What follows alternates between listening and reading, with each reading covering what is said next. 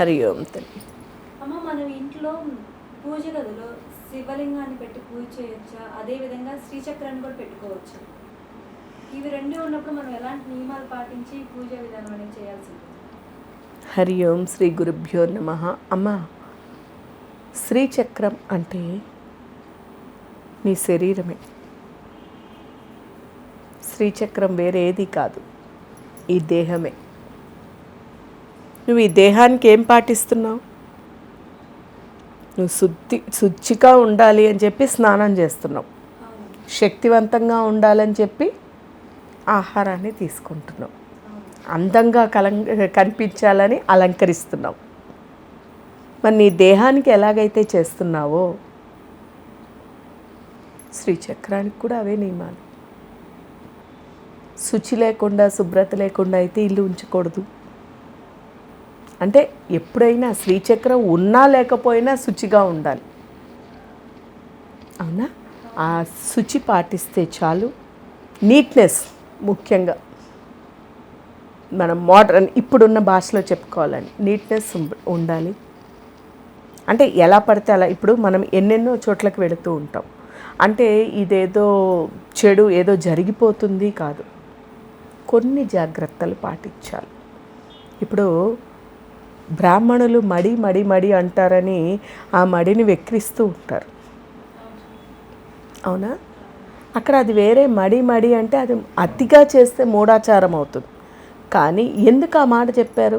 ఇప్పుడు మనకు కరోనా వచ్చినోడు మనం చూడలేదా? ఒకళ్ళనొకళ్ళు ముట్టుకోకూడదు, ఒకళ్ళు తిన్నది ఒకళ్ళు తినకూడదు అని చెప్పారు. ఎందుకు?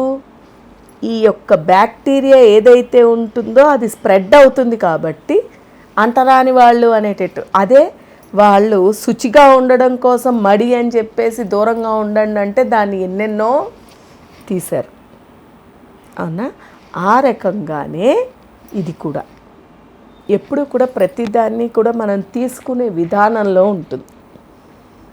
తీసుకునే విధానాన్ని బట్టి మన యొక్క సాంప్రదాయాన్ని, మన యొక్క ధర్మాన్ని, మన నియమాలని భగవంతుడు మనకి సనాతనం నుంచి మనకి ఇచ్చినటువంటి దాన్ని పాటిస్తూ ఉంటే సరిపోతుంది తప్ప ప్రత్యేకించి ఏమీ చేయనవసరం లేదమ్మా.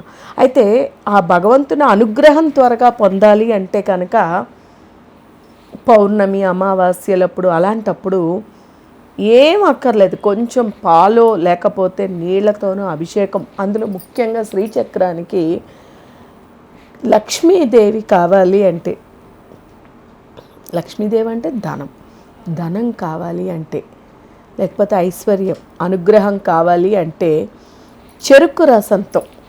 చెరుకు రసం ఎందుకు అంటే చల్లదనము, తీపితనం. ఆ ఇల్లు తీయగా అంటే ఆనందంగా, శాంతంగా, ప్రశాంతంగా ఉండాలి అంటే, చల్లదనంగా, తీపితనంగా ఉండాలి అంటే చెరుకు రసంతోనే వీలైనప్పుడు అభిషేకం చేసుకుంటూ, పౌర్ణమికి ముఖ్యంగా చేసుకుంటే, పౌర్ణమికి ఎందుకంటే చల్లదనం ఏమిటమ్మా అక్కడ? చంద్రుడు పూర్ణత్వం పొంది ఉంటాడు. చంద్రుడు చల్లదనానికి ప్రీతికరం. అలాగే ఇక్కడ మనము, నువ్వు ఏ కులంలో ఏ మతంలో అయినా తీసుకో, అందరూ చంద్రుడిని పూజ చేసేవాళ్ళే,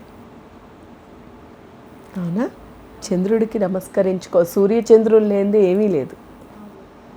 చంద్రుడికి నమస్కరిస్తారు. ఆ చల్లదనం ఉండాలి. అందుకనే పౌర్ణమి రోజు అన్నాం. ఇక శివలింగం, శ్రీచక్రం ఎలాగైతే నీ దేహానికి ప్రతిరూపమో శివలింగం అనేటువంటిది ఈ విశ్వం, ఈ భూగోళం, భూమి, ఈ భూగోళానికి నిదర్శనం. మనం భగవంతుడు అంతటా వ్యాపించున్నాడు అన్నామా? అంతటా అన్నిటా భగవంతుడే ఉండేటప్పుడు నిరాకారంగా కనిపిస్తున్నాడు అక్కడ. నీకు భూమి ఎలాగుందో భూమికి ప్రతిరూపంగా మనం శివలింగంగా భావిస్తాం. వాస్తవం కూడా అదే. ఈ జగత్తే శివలింగం. మనం జగత్తులో లేవా? భూమి మీద లేవా? దానికి కూడా నీకు ఎప్పుడు శాంతంగా ఉంటావు? చల్లగా నీళ్లు పోసుకుంటూ ఉంటే. ఎప్పుడు కూడా శివుడికి అభిషేక నీళ్లు పోస్తూ ఉంటారు. ఎందుకు? ఉగ్ర రూపంలో శక్తి ఉత్పన్నమవుతూ ఉంటుంది. శాంతింప చేయడానికి నీళ్లు పోస్తారు. అదే పని నువ్వు చేస్తే చాలు. ఇంట్లో ఉండకూడదు అనేటువంటిది కొంతమంది ప్రత్యేకించి శివలింగాలు పెట్టుకుంటూ ఉంటారు. అవునండి. మన పూర్వీకులు కూడా ఇళ్లల్లోని అన్నీ పెట్టి పూజ చేస్తూ ఉండేవారు. కాకపోతే శుచి పాటించాలి. నీ దేహానికి ఎలాగైతే నువ్వు అన్నీ చేస్తున్నావో అవే అక్కడ చేయి. అలంకరణ పొద్దున లేచి ఒక దీపం ఎందుకు వెలిగిస్తాం? దీపం వెలిగించడానికి కారణం ఏమిటి?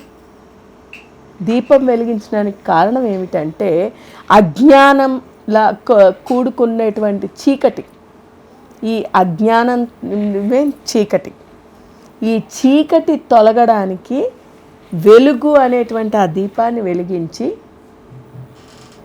జ్యోతి మన జీవితాల్లోని వెలుగు తీసుకురావడం కోసం దీపం. అందుకనే ఏ ఇంట్లో ప్రతిరోజు ఏమి చేసినా చేయకపోయినా దీపం వెలిగిస్తారో ఆ ఇంట్లోని ప్రశాంతత ఎన్ని వచ్చినా, మానవ జన్మ ఎత్తిన తర్వాత కష్ట నష్టాలు రావడము, బాధలు సంతోషాలు రావడం సర్వసాధారణం. కాకపోతే ఏంటంటే ఇలా నిత్యం దీపం వెలిగిస్తూ నిత్యం భగవన్నామస్మరణ చేసుకుంటూ ఉండేటప్పుడు ఆ మంత్రశక్తి బలంతో ఆ దీపారాధన ద్వారా దీపారాధన వల్ల ఇల్లు ఆనందం, ప్రశాంతత వస్తుంది తల్లి. అది కారణం. చాలా చక్కగా వివరించారమ్మా. హరియు.